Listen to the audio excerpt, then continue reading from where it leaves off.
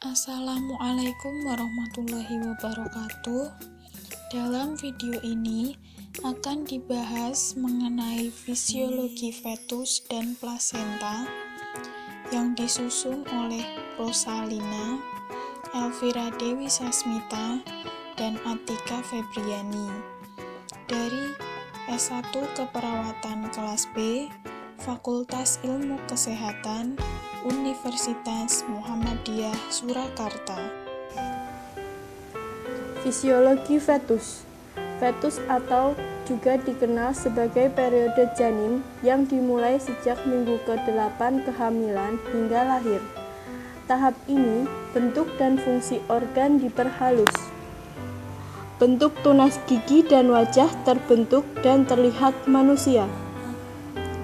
Denyut jantung janin adalah 120 sampai 160 denyut per menit. Hampir seluruh sistem organ sudah terbentuk sejak sebelum permulaan kehidupan janin. Tapi fungsinya belum berkembang dengan sempurna. Beberapa bagian tubuh terus berdiferensiasi hingga minggu ke-20. Usia janin 8-12 minggu. Perkembangan yang terjadi adalah kepala mencapai setengah panjang tubuh janin. Gigi dibentuk di gusi dan kuku mulai terlihat. Usus kembali ke dalam rongga abdomen dan janin mulai menelan cairan amnion dan membuang urin. Darah mulai terbentuk. Genitalia eksterna berdiferensiasi dan dapat diidentifikasi. Pada usia janin 13-16 minggu, perkembangan yang terjadi adalah berkembang cepat, hampir 2 kali panjang semula. Komponen wajah bermigrasi ke posisi normalnya dan mulai terlihat sebagai wajah manusia. Otot dan tulang berkembang dengan cepat sehingga janin mulai bergerak. Mekonium mulai diproduksi di dalam usus. Pada usia janin 17-24 minggu, perkembangan yang terjadi adalah denyut jantung janin dapat didengar dengan stetoskop janin dan ibu mulai merasakan gerakan janin. Vernix sebagai hasil kelenjar Sabecea mulai terbentuk. Paru terbentuk dan kapiler berkembang mengelilingi alveoli. Rambut mulai tumbuh di kepala, alis, dan kelopak mata. Struktur mata sudah sempurna. Pada usia janin 25-28 minggu, perkembangan yang terjadi adalah lemak subkutan menipis dan mata dapat terbuka. Fisiologi paru sudah mampu mengembang dan memungkinkan pertukaran gas. Sistem saraf dapat mengontrol suhu dan pergerakan pernafasan. Usia janin 29 minggu, perkembangan yang terjadi adalah terbentuk sempurna dan organ-organ dapat berfungsi hingga tingkat tertentu.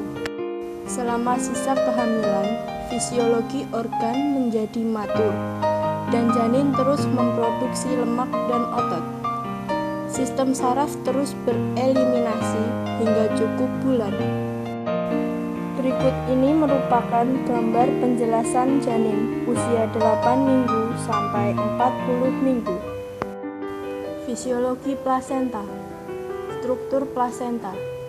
Uri berbentuk bundar atau oval. Ukuran diameter 15-20 cm, tebal 2-3 cm, berat 500-600 gram. Akan terbentuk lengkap pada kehamilan kira-kira 16 minggu, di mana ruang amnion telah mengisi seluruh rongga rahim. Terletak pada korpus uteri bagian depan atau belakang, agak ke arah fundus uteri. Bagian-bagian plasenta. 1. Bagian janin atau yang disebut fetal portion. Terdiri dari chorion, frondosum, dan villi.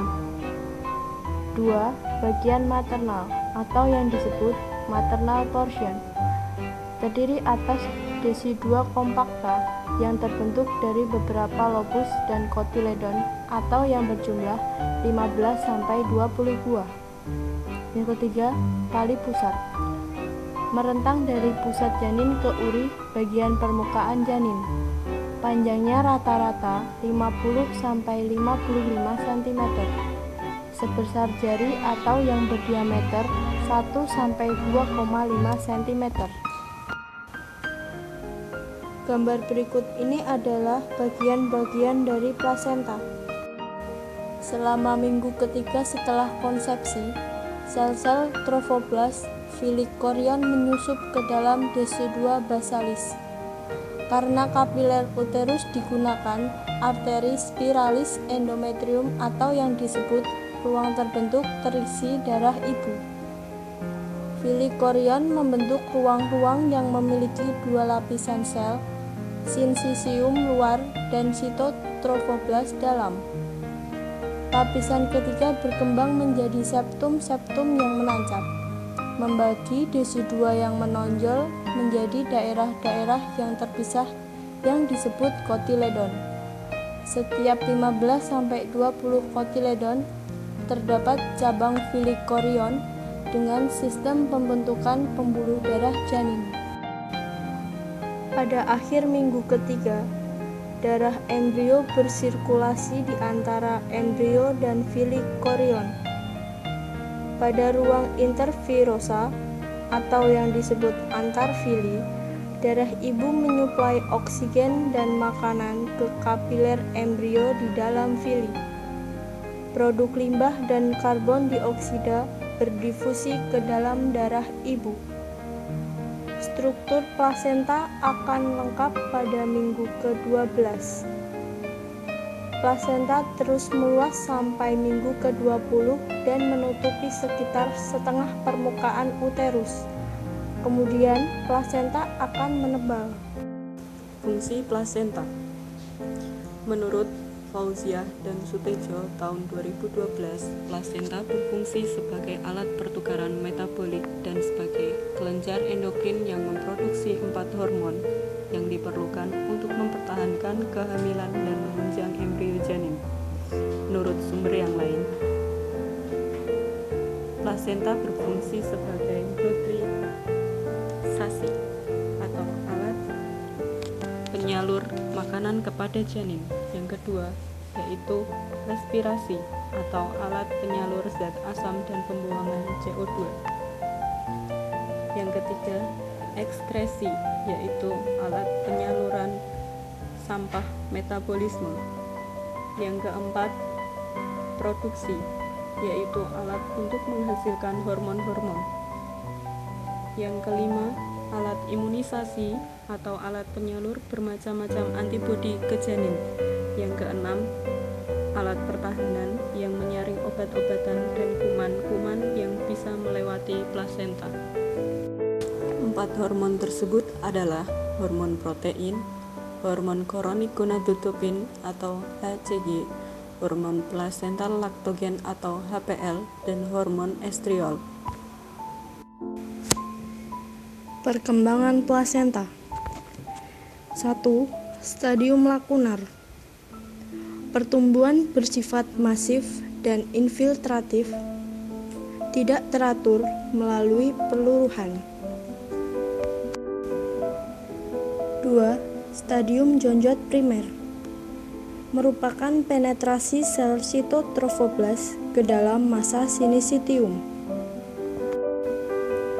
3. Stadium jonjot sekunder. Pertumbuhan mesenkim korion pada jonjot primer yang membentuk percabangan jonjot. Yang keempat, stadium jonjot tersier. Merupakan pertumbuhan pembuluh darah janin pada jonjot plasenta yang terdiri dari 2 lapis epitel jonjot. Di dalam stroma jonjot ditemukan sel Hofbauer. Yang kelima, perkembangan plasenta dini. merupakan pertambahan percabangan jonjot. Kemudian berkurangnya jumlah jonjot ke arah lumen uterus, pembentukan selaput ketuban, pembagian ruang antar fili melalui sekat sehingga terbentuk sekitar 15-12 kompartemen atau yang disebut kotiledon. Yang keenam, plasenta berfungsi sepenuhnya. Yang ketujuh, awal regresi. Pembuluh darah melebar, stroma menebal dan menjadi kasar, sehingga lapisan sel semakin menipis. Perombakan bertahap. Degenerasi perjamakan jonjot perifer. Variasi bentuk plasenta. 1. Plasenta succenturia atau plasenta terletak di samping merupakan sebagian plasenta terletak terpisah dan hanya terhubung melalui pembuluh darah di samping plasenta utama. Setelah kelahiran, plasenta tambahan ini dapat tertinggal di dalam uterus dan menyebabkan pendarahan dan infeksi. Kedua, plasenta praevia. Plasenta ini terletak di bagian bawah uterus dan pada kelahiran dapat menyumbat mulut rahim bagian dalam. Ketiga, mosaikisme plasenta. Plasenta ini memiliki bentuk mosaik kromosom sedangkan kromosom fetus tetap normal. Keempat, absorpsio plasenta. Bahaya dari plasenta ini menyebabkan keguguran dan mestram. Berikut ini merupakan variasi dari bentuk plasenta.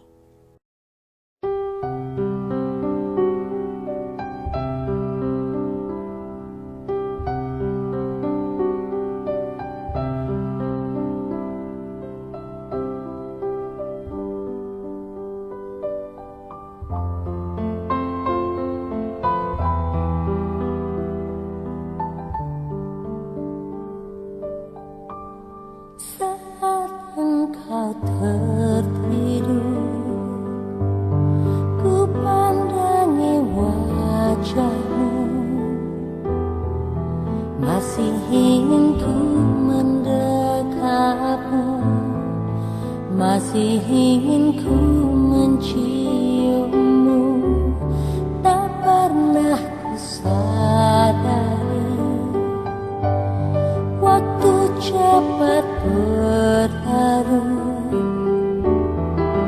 Kini engkau menjadi besar, kini engkaulah harapanku.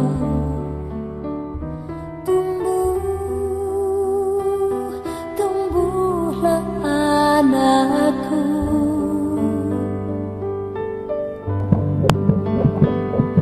Raihlah cita-citamu,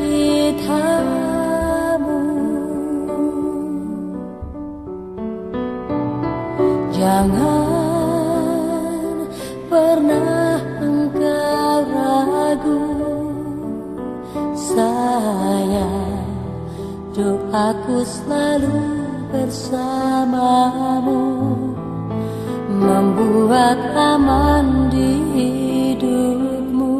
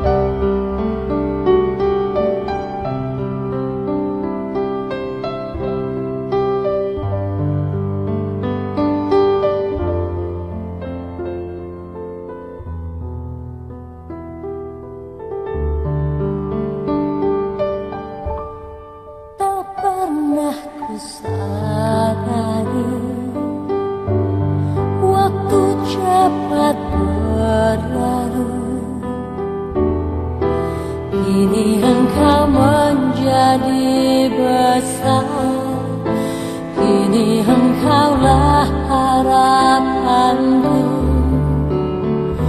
Tumbuh,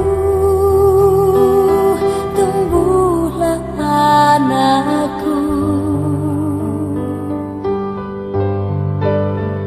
Raihlah cita-citamu. Jangan pernah engkau ragu, sayang, doaku selalu bersamamu, membuat aman di hidupmu. Tumbuh, tumbuhlah anakku.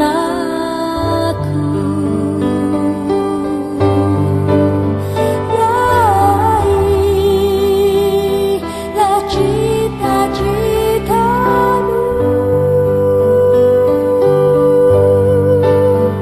Jangan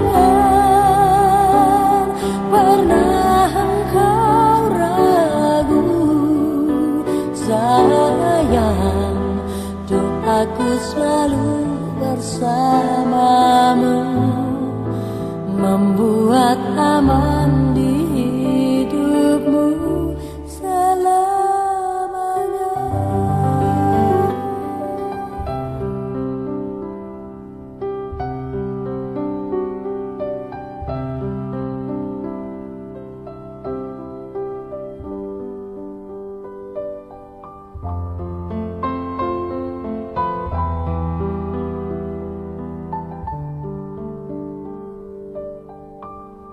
Saat engkau tertidur,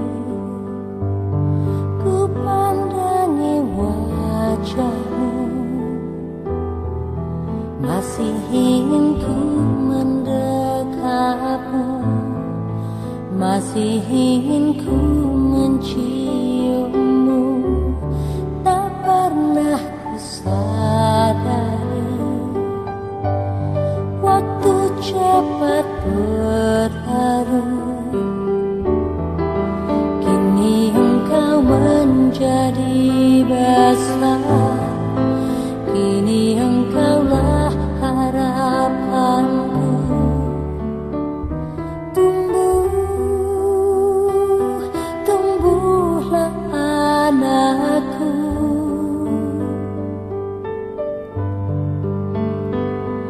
Raihlah cita-citamu. Jangan pernah engkau ragu, sayang, doaku selalu bersamamu, membuat aman di hidupmu.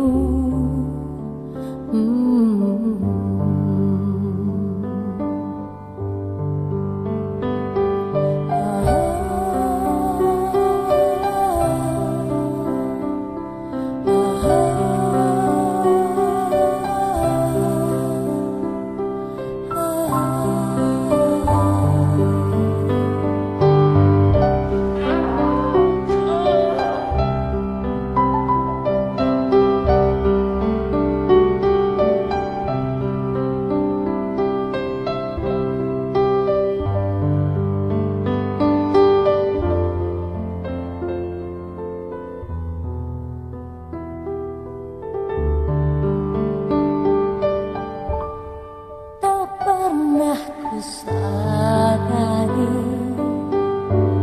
waktu cepat berlalu, kini engkau menjadi besar, kini engkaulah harapanku.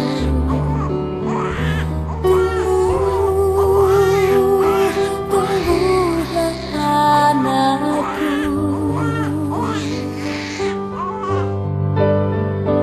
Raihlah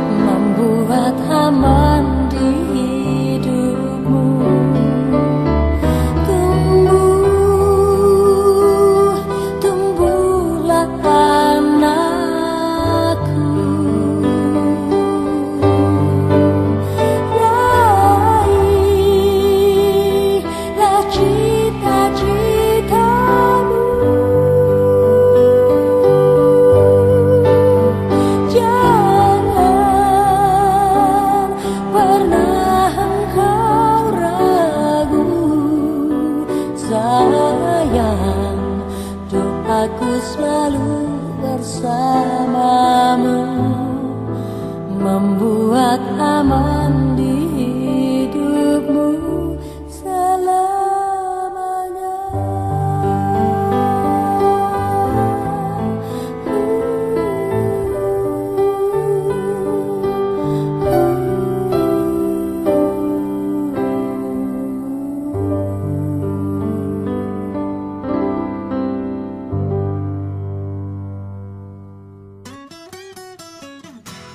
Berikut ini merupakan beberapa buku yang menjadi referensi kami.